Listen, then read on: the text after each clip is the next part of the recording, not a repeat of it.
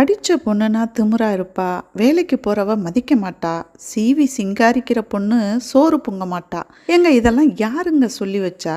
கால் நீட்டி உட்காந்தா படித்த திமிருங்கிறது, தனியாக போய் சேலை வாங்கினா சம்பாதிக்கிற திமிருங்கிறது, அட மேட்சிங்காக ஒரு தோடு போட்டால் கூட இது வீட்டில் வேற வேலை பார்க்காது போலங்கிறது.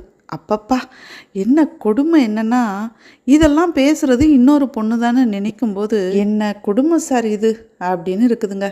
ஒரு பொண்ணு நல்லா படித்து வேலைக்கு போய் சம்பாதிச்சு நீட்டாக ட்ரெஸ் பண்ணினா அதை பார்த்து அட நம்மளும் இவ மாதிரி உருப்படியாக ஏதாவது பண்ணணும்னு யோசிக்காமல் இப்படியே பேசிட்டு வீணாக போகிறத நினச்சி வருத்தமாக இருக்குது. இந்த புளிச்சாறு எங்கள் சைடு ரொம்ப ஃபேமஸ்ங்க.